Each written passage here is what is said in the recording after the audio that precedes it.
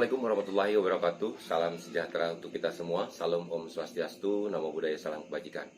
Teman-teman semuanya, selamat bertemu kembali dengan saya Heri Susanto.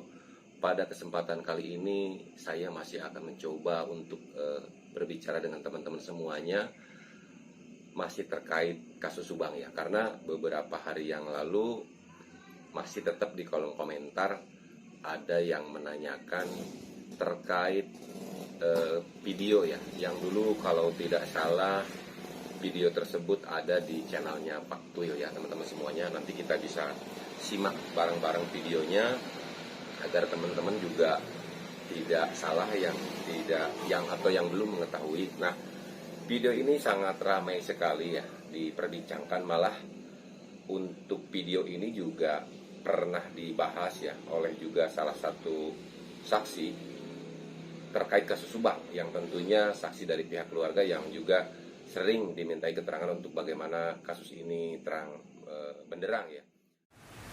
Harus digarisbawahi dulu, harus disepakati dulu apa yang dinamakan cupu. Cupu itu yang saya tahu, ini adalah orang yang belum bisa mengendalikan apa yang dia bisa, ya. Jadi seseorang itu adalah polos. Seseorang itu dengan seakan-akan dia adalah seperti tulus sekali.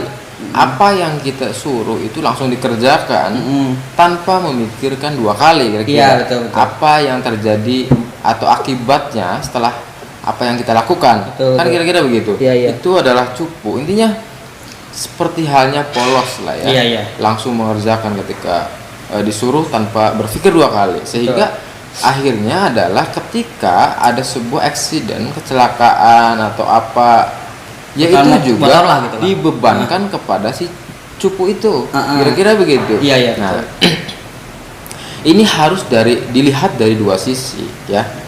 Orang yang menjadi cupu dengan orang yang memanfaatkan si cupu itu. Iya.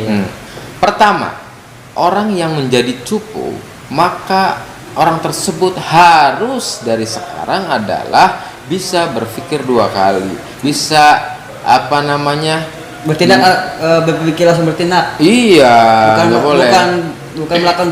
Bukan melakukan dulu langsung berpikir. Iya, jadi yang benar itu adalah ketika ada perintah berpikir terlebih dahulu lalu bertindak. Kira-kira begitu. Nah, ini adalah merupakan pembelajaran sebenarnya buat si cupu itu. Ketika ada sebuah perintah dari bos atau siapapun, teman misalkan, maka berpikir terlebih dahulu. Jangan sampai kemudian kita dengan kecupuan kita, dengan keluguan kita, kepolosan kita itu memang dimanfaatkan oleh pihak kedua. Kira-kira begitu ya, atau pihak ketiga bahkan. Jangan sampai itu. Ini menjadi pembelajaran buat si cupu itu. Kalau bisa dari sekarang kita lebih belajar agar kita bisa mengendalikan diri itu ya. Berpikir dahulu lalu kemudian bertindak. Itu dari sisi si cupu. Dan yang kedua, orang yang memerintahkan atau orang yang memanfaatkan si cupu itu. Memang ada beberapa karakter orang yang memerintahkan. Ada yang sifatnya adalah hanya memanfaatkan, tidak ada kemudian simbiosis mutualisme, saling menguntungkan, tidak. Ada sifatnya orang itu adalah bisa mengendalikan orang tanpa melihat efek samping terhadap apa yang disuruhnya.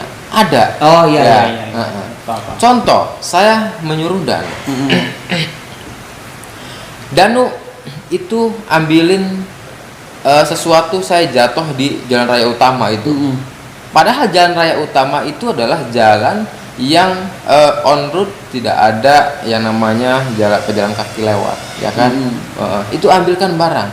Tanpa kemudian saya menyuruh Danu itu berpikir dua kali, hati-hatilah, dan saya katakan itu tidak boleh orang pejalan kaki masuk jalan cepat itu, tidak boleh. Tanpa memikirkan itu, kemudian saya perintahkan langsung Danu, dan Danu mengerjakan itu. Nah, ini adalah tipe orang yang pertama. Sifat dan karakternya memang mempunyai ego yang sangat tinggi, sehingga tanpa memikirkan hal lain, efek dampak dan sebagainya. Iya. Nah, tipe yang berikutnya adalah orang yang mengendalikan si cupu itu adalah memang dia pendekatannya dari hati, dari pikiran yang jernih, bahwa walaupun dia sebagai bos, apa yang diperintahkan juga harus berdampak positif. Positif itu adalah bagi si cupu tersebut, juga bagi yang menyuruh itu, bagi bos tersebut atau bagi saya yang menyuruh misalkan. Karena apa?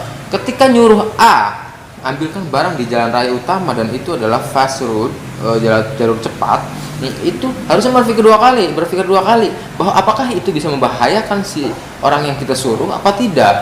Apakah saya menyuruh itu adalah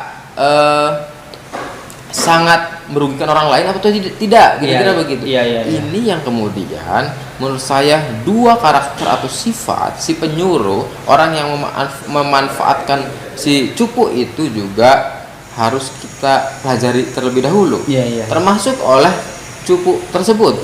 Jadi harus belajar. Makanya tadi sekali lagi bahwa kita diperintahkan dari siapapun itu memang harus dipikirkan terlebih dahulu. Untuk memikirkan itu tidak butuh waktu lama sebenarnya.